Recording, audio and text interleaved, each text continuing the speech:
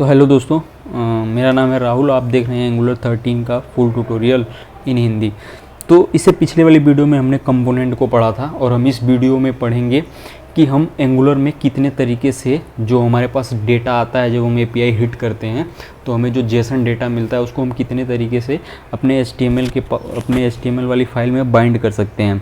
तो यहाँ पे देखिए मैंने लिखा हुआ है डेटा बाइंडिंग जो है हम 3 तरीके से करते हैं। पहला जो है वो है इंटरपोलेशन, दूसरा है जो प्रॉपर्टी बाइंडिंग, तीसरा है टू वे डेटा बाइंडिंग। तो हम इस वीडियो में बेसिकली इंटरपोलेशन को कवर करेंगे और देन नेक्स्ट वीडियो में हम प्रॉपर्टी बाइंडिंग और उसके नेक्स्ट वीडियो में हम टू वे डेटा बाइंडिंग को सीखेंगे।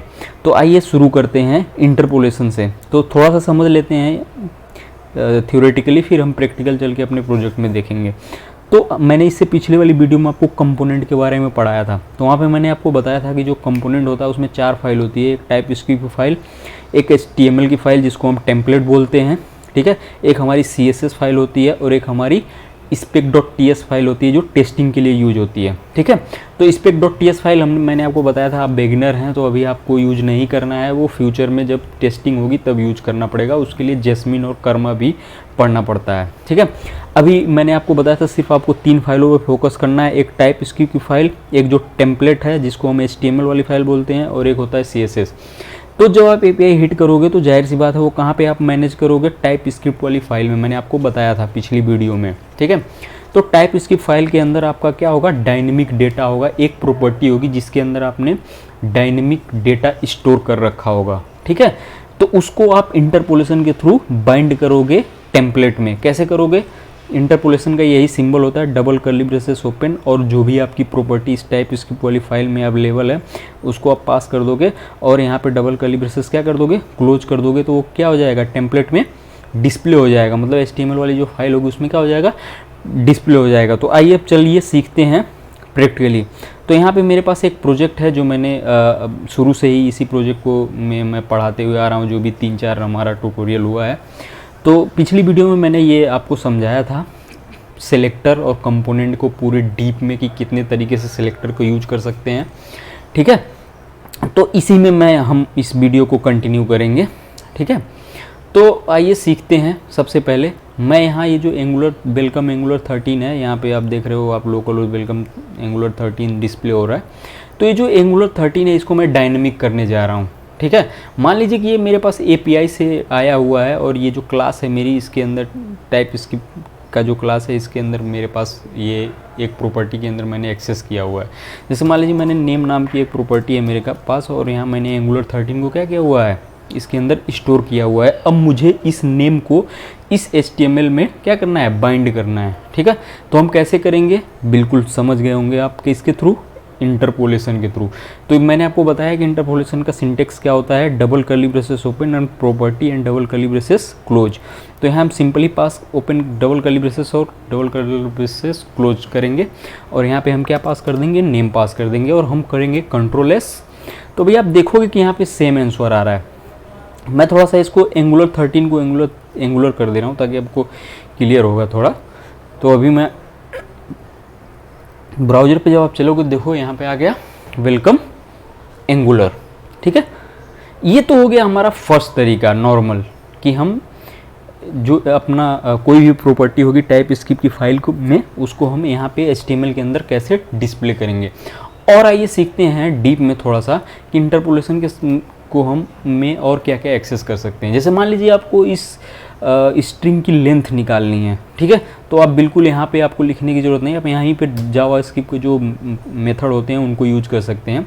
तो आपको पता होगा कि जावास्क्रिप्ट में अगर हमें किसी स्ट्रिंग की या एरे की लेंथ निकालनी है तो हम सिंपली लिखते हैं स्ट्रिंग डॉट लेंथ, है ना। तो ये है मेरी स्ट्रिंग जो क्या है, नेम नाम की, और मैं यहाँ पर क्या कर रहा हूँ, डॉट LENGTH, ठीक है। और इसको मैं सेव करूँगा तो अभी अब ब्राउज़र पे चलूँगा तो आप देखोगे कि इसने इसकी लेंथ कितनी बता दी, 7 बता दी, देख रहे हो आप, ठीक है। अब ऐसे ही मैं एक और H2 टैग यहाँ पे ले रहा हूँ। मैंने H3 ले लिया है, कोई बात नहीं, मैंने H3 टैग ले लिया और इसको और थोड़ा सा और डीप में सीखने की कोशिश करते हैं, ठीक है। तो मैं क्या कर रहा हूँ कि अगर मैं इस नेम को कुछ जावास्क्रिप्ट के और मेथड यूज करते हैं। जैसे मान लीजिए मैं अपर केस में शो करना चाहता हूँ तो मैं लिखूँगा टू अपर U कैपिटल होता है, UPPER, और C कैपिटल होता है अपर केस का, और यहाँ पे ये मेथड का सिंबल होता है। अब इसको जब कंट्रोल एस करेंगे तो अभी आप देखोगे कि यहाँ पे ये देखिए एंगुलर क्या हो गया, कैपिटल लेटर में आ गया। इसका मतलब हमारा ये जो अपर केस वाला मेथड है ये क्या कर रहा है, काम कर रहा है। इसका मतलब हम इसमें जावा स्क्रिप्ट की जो मेथड है उनको भी डायरेक्ट एक्सेस कर सकते हैं इंटरपोलेशन के थ्रू, डायरेक्ट यहीं पे HTML वाली फाइल के अंदर। ठीक है, अभी मैं एक और ले रहा हूँ H3 टैग, और आइए सीखते हैं कि अगर मेरे पास कोई कस्टम फंक्शन है तो उसको क्या हम यहाँ एक्सेस कर सकते हैं। बिल्कुल एक्सेस कर सकते हैं। तो आइए इसको थोड़ा सा सीखते हैं। तो हम चलते हैं अपने क्लास के अंदर, और यहाँ पे मैं एक फंक्शन बना रहा हूँ, क्या, गेट नेम। ठीक है, और ये जो गेट नेम है ये हमारा रिटर्न करेगा, क्या रिटर्न करेगा, मैंने यहाँ पे बाइंड कर रहा हूँ हेलो एंगुलर, हेलो, और यहाँ पे मैं प्लस का कॉन्कैट कर रहा हूँ दिस डॉट नेम। ठीक है, ये बेसिकली हम इसको एक्सेस कर रहे हैं, और हम इस गेट नेम को डायरेक्ट पास करेंगे कहाँ पे, ये इंटरपोलेशन के अंदर। ठीक है, और मैं इसको अभी सेव करूँगा और चलते हैं हम ब्राउज़र पे, तो आप देखोगे कि यहाँ पे हेलो एंगुलर आ गया। ठीक है, तो आपने देखा कि हम इंटरपोलेशन के थ्रू अपना जो एक कस्टम मेथड है उसको भी हम डायरेक्ट यूज कर सकते हैं इन टेम्पलेट में, किसके थ्रू, इंटरपोलेशन के थ्रू। तो इतनी चीज़ें तो हम कर सकते हैं इंटरपोलेशन के थ्रू, और हम क्या नहीं कर सकते हैं, चलिए उसको थोड़ा सा सीख लेते हैं। तो मैं इसी H3 टैग को फिर से कॉपी कर रहा हूँ और नीचे फिर से वापस ले रहा हूँ। और जैसे मान लीजिए, जैसा कि आपको पता ही है कि अगर मुझे इस जो हमारी ये वेबसाइट है लोकल होस्ट 4200, अगर मुझे इसका URL गेट करना है तो आपको पता है कि हम क्या कैसे जावा स्क्रिप्ट में कैसे गेट करते हैं। लिखते हैं विंडो और डॉट लोकेशन। ठीक है, तो ये हमें दे देता है, लेकिन हम सेव जब करेंगे ना तो आप देखोगे कि ये एरर दे रहा है, कह रहा है कि जो विंडो प्रॉपर्टी है ये डज नॉट एग्जिस्ट, ये क्या कर रही है, एग्जिस्ट नहीं कर रही है इन हेडर कंपोनेंट में। ठीक है, इसका मतलब ये हुआ कि जितने भी ग्लोबल वेरिएबल होते हैं, आपको पता है कि ये जो विंडो है ये जावा स्क्रिप्ट में ग्लोबल ऑब्जेक्ट होता है। ठीक है, तो इसका मतलब कि जो ग्लोबल ऑब्जेक्ट होता है उसको हम इंटरपोलेशन के थ्रू डायरेक्ट टेम्पलेट के अंदर एक्सेस नहीं कर सकते हैं। उसके लिए पहले हमें उसको कहाँ पे डालना होगा, अपने कंपोनेंट के अंदर। तो हमें आना होगा इस क्लास के अंदर, और यहाँ पे मैं एक वेरिएबल बना रहा हूँ साइट URL।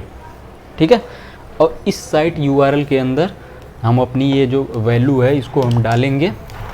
ठीक है, और अभी हम इसको फिर से वापस से बाइंड करके जब देखेंगे तो भाई आप देखोगे कि ये एक्सेसिबल है। हमने साइट URL लिया, साइट URL इक्वल टू, यहाँ मैंने लिखा, सॉरी ये डबल कोट नहीं रहेगा, सीधे हम लिखेंगे विंडो डॉट लोकेशन। ठीक है, और अब इस साइट URL को मैं यहाँ पे बाइंड करूँगा, ये विंडो डॉट लोकेशन यहाँ से मैं हटा रहा हूँ, और मैं जब अब कंट्रोल एस करूँगा तो भाई आप देखोगे कि यहाँ पे साइट URL लोकल होस्ट 4200 क्या हुआ, प्रिंट हो गया।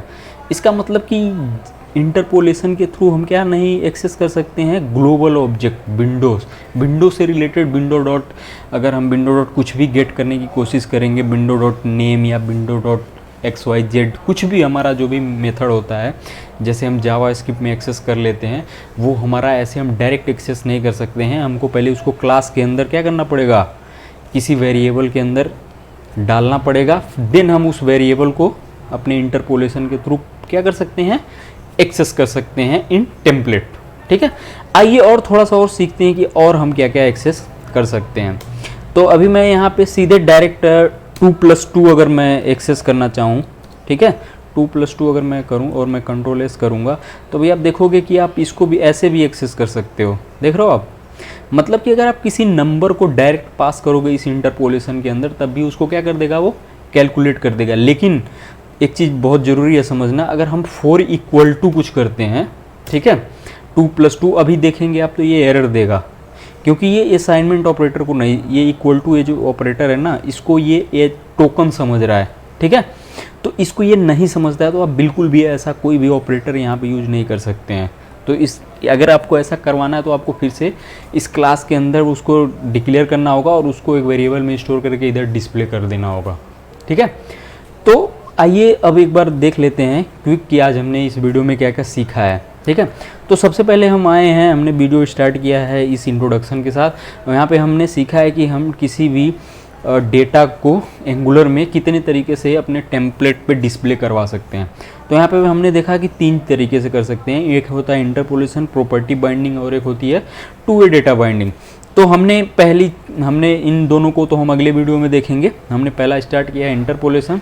तो हमने थोड़ा सा, आपको पता ही है, थोड़ा सा मैंने बताया है कि जो हमारा कंपोनेंट होता है उसमें 4 फाइलें होती हैं। ठीक है, उसमें एक होती है एक टाइप स्क्रिप्ट की फाइल, एक होती है टेम्पलेट जिसको हम बोलते हैं HTML फाइल, एक होती है CSS और एक होती है टेस्टिंग की फाइल।